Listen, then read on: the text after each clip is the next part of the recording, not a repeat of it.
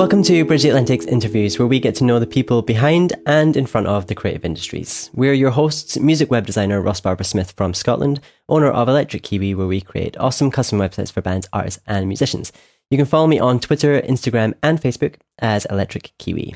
Yes, and I'm singer-songwriter and multi-instrumentalist Marcio Novelli from Canada, a man who wears many hats, literally and figuratively. When I'm not releasing music under my own name, or my side project, Midnight Soundtrack, I'm producing and mixing records for other artists. Speaking of which, if you'd like me to produce your next album or song, just get in touch. You can follow me on Twitter, Instagram, Facebook, Spotify, and Patreon as my name, Marcio Novelli. Oh yeah, you can. And on the subject of Patreon, we have made some pretty significant updates to our Patreon page, and we invite you to become an official patron of the show to help things grow and go. Yes. That didn't quite work, but hey. It sounds good. Perks include early access to content, of course, sponsored ads at the end and now at the start of our shows, as well as your chance to co-host an episode alongside us. I was going to say your two favorite co-hosts, but I don't want to be presumptuous. Although, I mean, we hope that we are your favorite co-hosts. I always dig myself into like kind of a hole in this one. You know what I mean? Because like, yeah, and you're still yeah, digging. I know. I do it on purpose though. It's kind of fun. It's kind of fun, even for me to watch myself dig myself out. You know what I mean? Whatever turns you on. And we've also got some official BTA shirts available to purchase on our website. Marcio and I, quote unquote, model them on every episode. Yes, totally. They're available in 7 different colors. There's a link to get them in our show notes, so go and get them. And make sure to use the coupon code BTAROCKS, whether you agree with this statement or not. You will receive 10% off your purchase as our little way of saying thank you. Yeah, and if you're watching the video portion, the web show version of Bridge Atlantic's interviews here, you'll see that we're matching in our white shirts, and that's not on purpose, I swear. There are some times that I actually message Ross, I'm like, what color are you wearing? I don't want to wear the same color. But today we didn't communicate. Communicate or coordinate. Anyways, lastly, before we start telling you about who the awesome person is that we have on the show today, I do want to say that I just released my brand new acoustic EP, The Reimagining Volume 1, and you can listen to it anywhere that you like to download or stream music. I strongly encourage you to share it with everyone you know and just help spread the love so I can make more music for everyone.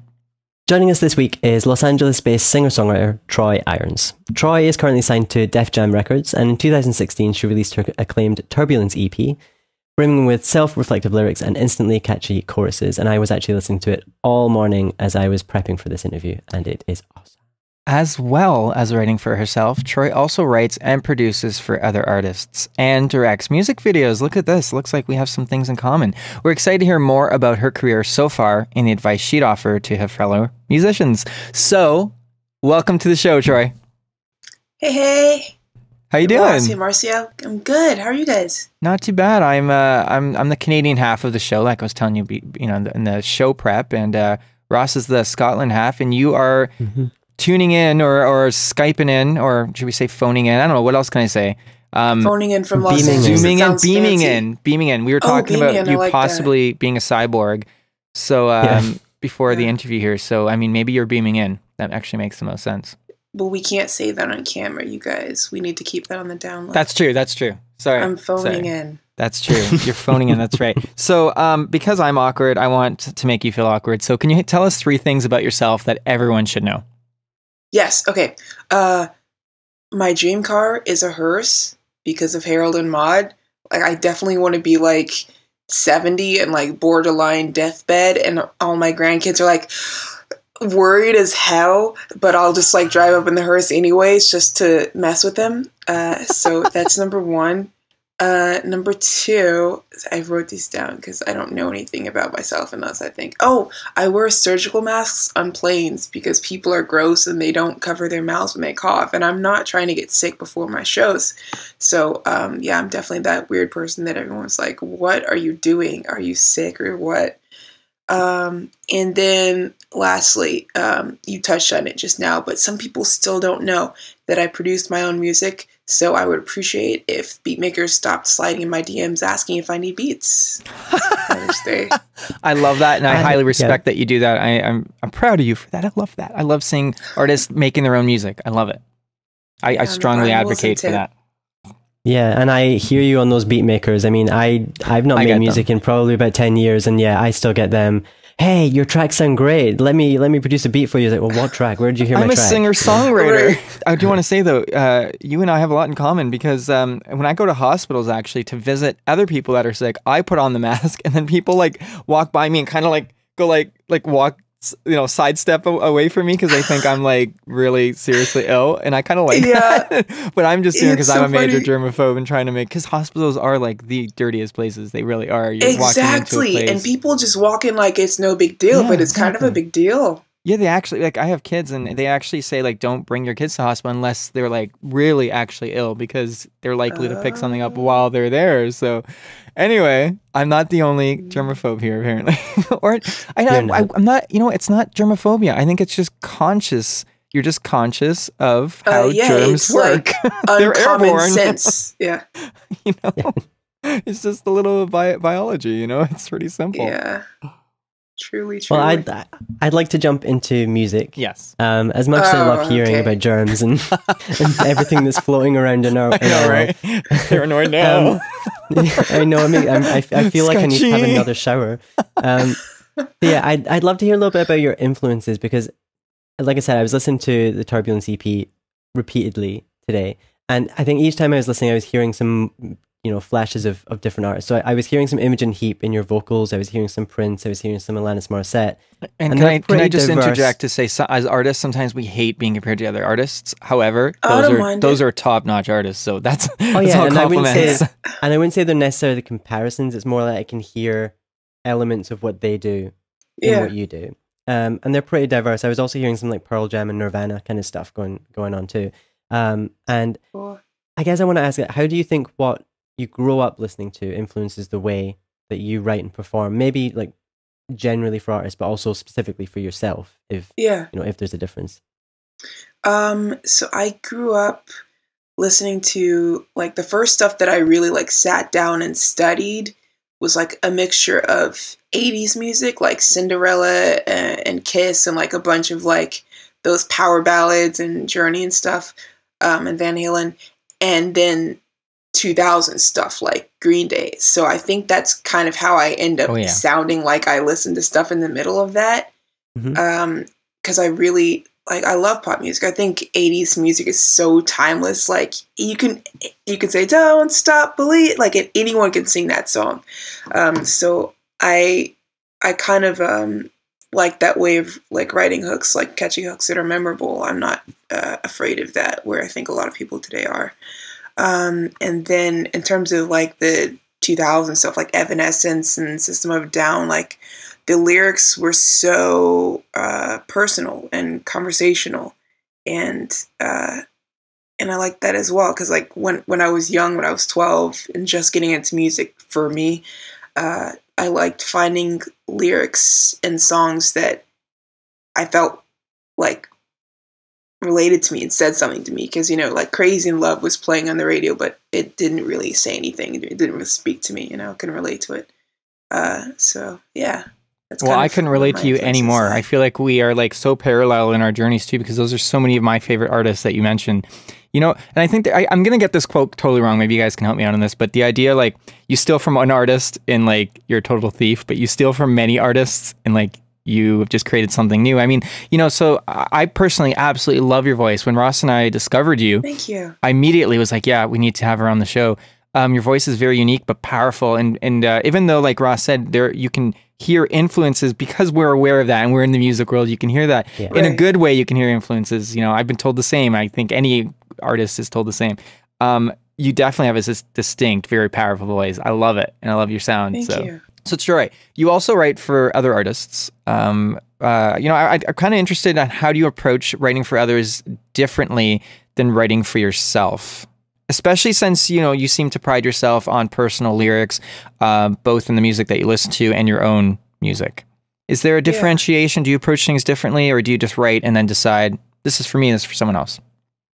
The way that it's worked and the way that I really like to do, the reason that I even enjoy writing for other artists is because I feel like so many artists have a story to tell, but they don't know how to tell it. And then some writer that wants to make a hit comes along. It's like forces words in their mouths. So my passion in writing is when I get to sit with the artist and talk to them like as a person, because so often artists don't get treated like people, they get treated like the artist. So I like to talk to them like a person and say, like, what's on your mind, what's on your heart right now, and establish a trust so that we can actually get into personal like matters of the heart, and then start singing a melody off of that, or start singing jot down some lyrics, like, what do you think of this, and then build a song off of that. So that's how I like to write for other artists. And then of course the features that I've done have just been me writing songs and then forgetting about them, and then someone would go like, oh, by the way, we pitched this to this other person and they're gonna hop on it. So yeah, that's how it happens when I do features usually. And then when I write for other artists, I'm sitting in the room with them, having heart to heart. Obviously, like, you're in there to write from them. Do you ever kind of like coax them into kind of participating a bit more into the writing as well, even if they're not technically writers? Or is it more so that you're just like, you're writing for them?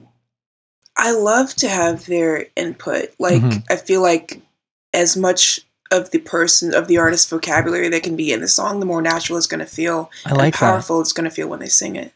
We had another songwriter on the show. This is, I guess, going back a couple of years. She strictly writes for other artists. It's Shelley Pike, and she's written "Bitch" for Natalie Imbruglia and Meredith. Sorry, I love Natalie Imbruglia. Sorry, Meredith Brooks. "Bitch" for Meredith Brooks. I always get mixed up. And a bunch of Christina Aguilera songs. And she said the exact same thing you said. It was the idea that it's for the artist. And I love that you approach it that way. It's not like your ego almost needs to leave the room. It's not about you. Oh yeah, you have your own outlet. If I'm in a room with an artist, I'm their bitch. Like I don't. That's so funny. That's what. Like that. It's either Adele or Sia. One of them said the same thing. When they're collaborating, it's like it's not their song. Like they're there basically to serve the artist that they're that they're working with. So yeah. Do you think you would feel?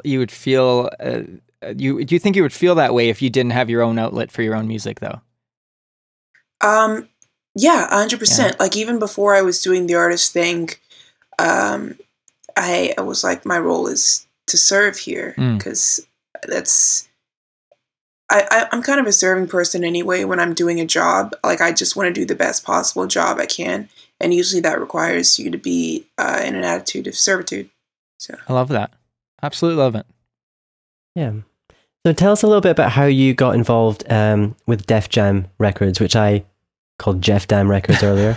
Well, we cut that out so no one knows. Yeah, no one knows, but then I've just gone and now they know. it. Now they'll have to watch the B-Sides episode later this month to hear Ross screw that up. We're going to release the bloopers for like special. Yeah, we do. Yeah, we do a monthly show called B-Sides where we kind of throw all that stuff in. So awesome. We quite like to make fun of ourselves. Oh yeah. So in your experience, what do you think are the advantages of having the backing of a label like Def Jam in 2017? Yeah. I don't think I could do what I'm doing without a major label. I mean, the first record I released indie. I just produced a song and put it on YouTube, and that kind of got me the momentum to get to where I am. But just doing that video alone, like, it was $1,000 budget. It looked kind of like $1,000 budget, and getting that money together was like a long process. And then the creative control wasn't what it could be, and the network wasn't what it could be. And it capped at 100K and then didn't do anything. And then just by chance, someone found it, a couple of years after. But with Def Jam, the reason that I signed to them is because they're so invested in all the artists' creative vision. They don't try to force an image on you and change you up and make you into this perfect little pop model. They're really they make long-term investments, which a lot of people don't do. So I really appreciate that about Def Jam. Especially in 2017. That's something kind of unheard of. The artist development kind of concept has kind of gone out the window. You know what I mean? And allowing to actually an artist grow and develop and be themselves. So it's so funny that you say that, because I was in New York last week, and I was talking with Steve Bartles, and he was talking about, my job is to make sure that we have time I was playing him new records, and he was like, these are like such a progression from your last records and the last songs that I heard. And my job is to make sure we have time for you to develop so that you don't just have one hit song and then die off. You know, you want You were very lucky. 20-year career. You were very lucky to have them behind you, for fortunate. sure. Yeah. Absolutely. Troi, are you ready for 20 questions? I'm scared, but I'm ready. It's okay. You'll be okay. Coffee or All tea? right. Coffee. Meat or veggies? Veggies. Twitter or Facebook? Twitter. Indie or major? Indie. CD or vinyl? Vinyl. Now, you posed this question to your Twitter followers, so I'm now turning this question on you. Cereal or popcorn? Oh, popcorn. Education or experience? Experience. Marvel or DC? DC.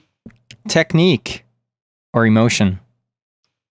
Oh, Come on now. Think about some of your technique. favorite artists over the years. Did you say technique? When you said think of my favorite artist, then I thought of Arca Bjork, so I'm going to switch it. Emotion.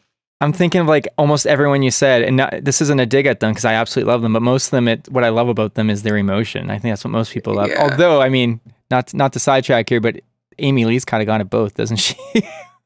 Yeah. Like down pat, she's got them both. Yeah, 100%. Yeah, emotion. Talent or attitude? Talent. Yoga or yogurt? Yoga. Studio or stage? Stage. Green Day or Blink 182? Green Day. Thank you. I didn't need to think about that one at all. No. Batman or Superman? Superman. The Beatles or the Beach Boys? Oh, that's dirty. The Beatles. Yeah, we do that. Michael Jackson Or Michael Bolton? Michael Jackson. really, you're not into the Bolt? No. Marcio, you act surprised that hardly anyone's into the Bolt. I think I'm one of a dying breed of people who love the Bolt. I'm doing a little bit of, it's a little He's sarcasm. cool. Little sarcasm on my end, Celine Dion or Marilyn Manson? Marilyn Manson. Mm. Whale or kale? Kale. Bette Midler or, because it rhymes, the Riddler? Bette Midler. I'm going to take a Final breath before this question. one. It makes me nervous. roll. A little bit nervous. Oh. There we go. Yeah, I think Troi knows what's coming. Does she? Yeah? Well, maybe I she don't. doesn't. Maybe she didn't make it this far when she was checking out the interviews. So let's go for it. Didn't. Well, Okay. we're going to ask you to pick between the left and the right hand side of your screen. Ross or Marcio? Oh. You said we're dirty.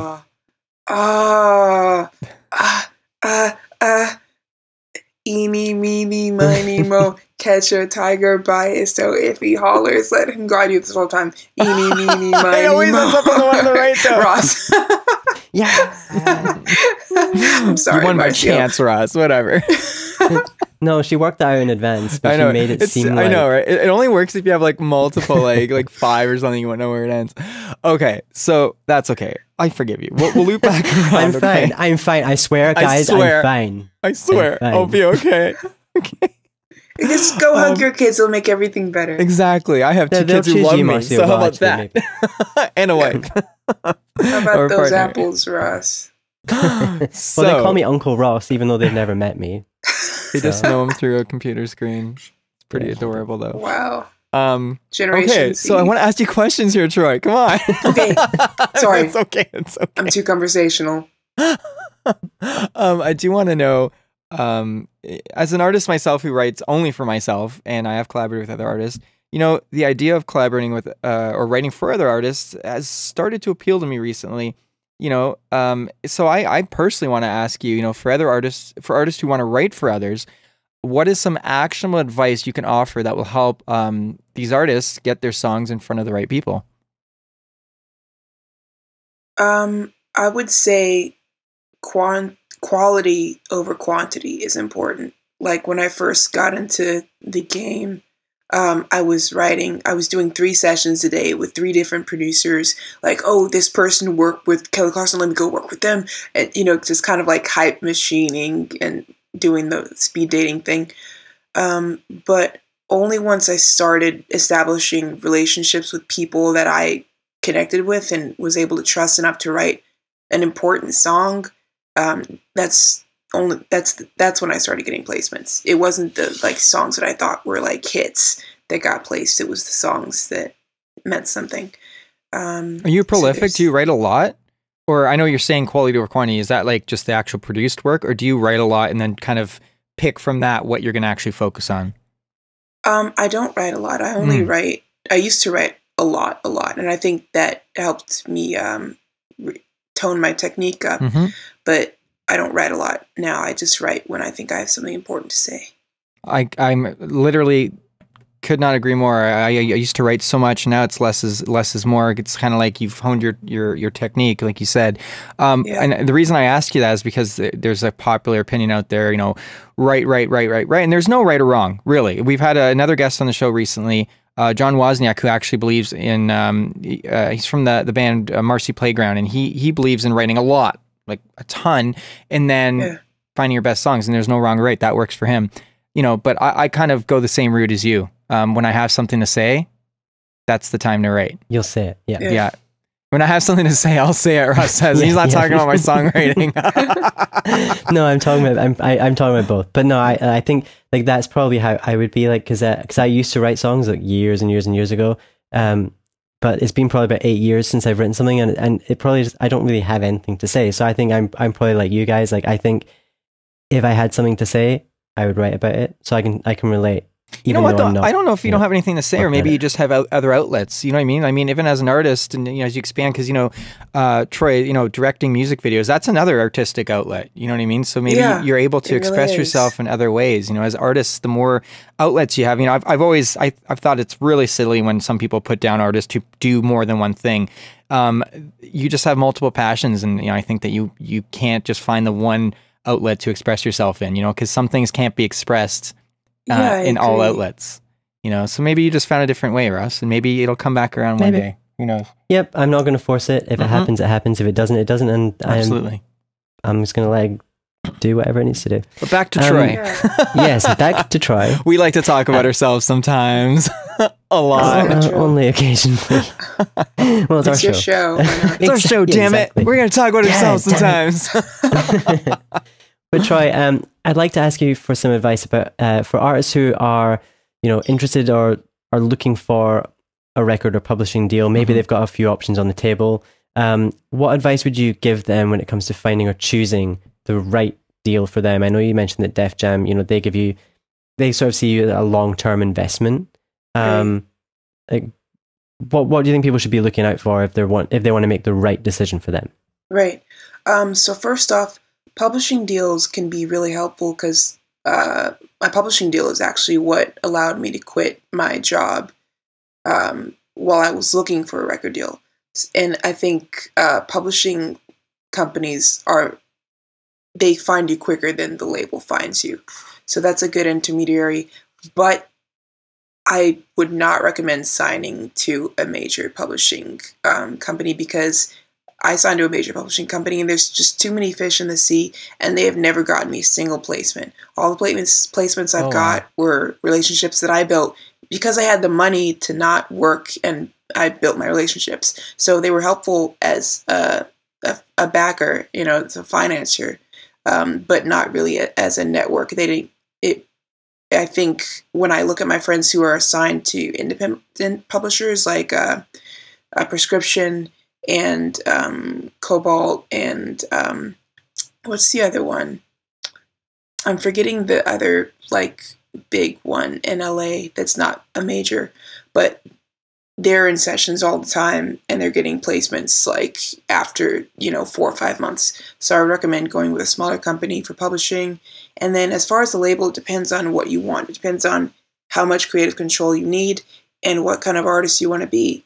Because some artists, you know, it's a girl who can kind of sing and dance, but maybe you're a star, maybe you're really charismatic, and you know exactly what you want to do. So then, you know, maybe you want to sign with like an Island or an Interscope, someone who's got a lot of money, is going to throw a big glossy video on you and really push the PR heavy from the get-go. So maybe that's your goal. It just depends on what you want. Different labels do different things.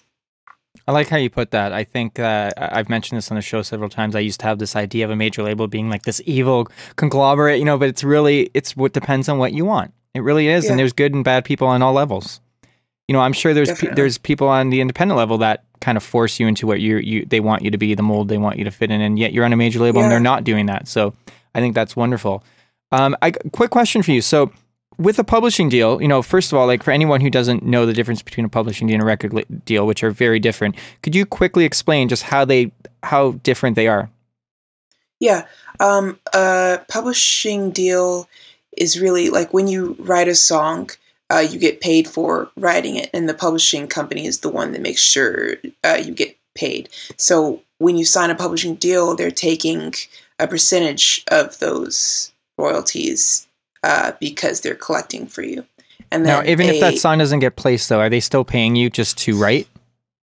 They give you an advance, and then you have to recoup that from your royalties. Lastly, you know, looking back on your career so far, you know, is there maybe one thing that you know now that you wish you knew when you had started out, or even something you'd like to say to your younger self? Oh, there's so much. How do I narrow it down? Your instinct. Whatever first comes to mind. Yeah, I guess that it's not all about me. I guess is the single biggest thing.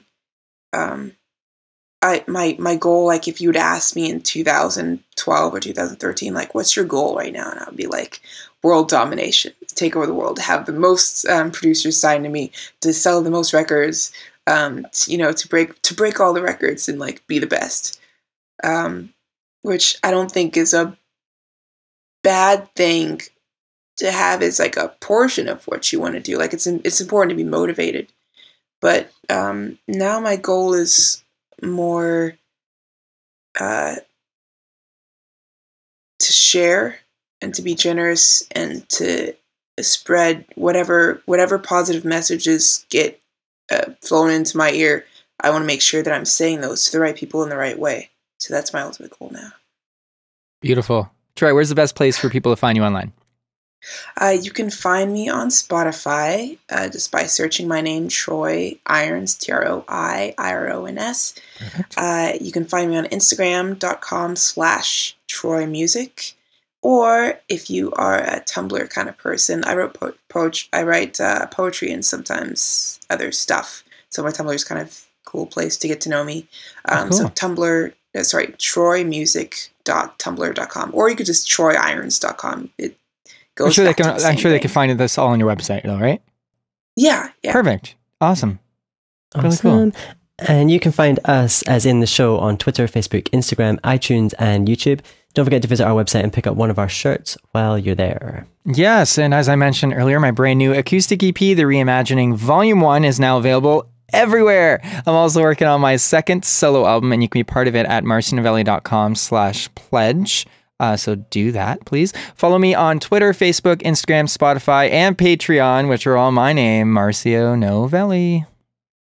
And I'm working on websites for various artists at the moment. You can check out my work at electrickiwi.co.uk. You'll find me on Twitter and Instagram as Electric Kiwi, and Facebook, Electric Kiwi Design. This episode was brought to you by 30 Roses, a virtual assistant and consultant to musicians and other creatives, as well as Chris Keaton, Joe Centenary, Music Entrepreneur HQ, Buck Naked Soap Company, and Social Surge. All links to these companies are in the show notes, so please check them out because they help us do what we do and keep the show alive. They do indeed. And if you want to join that list of awesome people, visit patreon.com/bridgetheatlantic. Like we said earlier, we've updated the rewards, which now include sponsorship at the start of the interviews, as well as an opportunity for you to co-host an episode. And I'm both simultaneously very excited and terrified by that prospect. So jump on that one. We also are going to be doing a monthly hangout with our patrons, and you guys can ask us absolutely anything you want, any advice, you're putting out a record and you need some help with it or whatever. Join us in our monthly hangout, but you need to be a patron. You need to be a patron to access that. Make sure to subscribe to us on YouTube and iTunes as well, so you don't miss any episodes. And yeah, please leave us a comment and let us know what you think of the show. Troi, this has been fantastic. Really, it's been a pleasure to get to know you a little bit. I hope everyone has gotten to know you on a bit more of a deeper level. You guys have been great. Thank you so much for having me.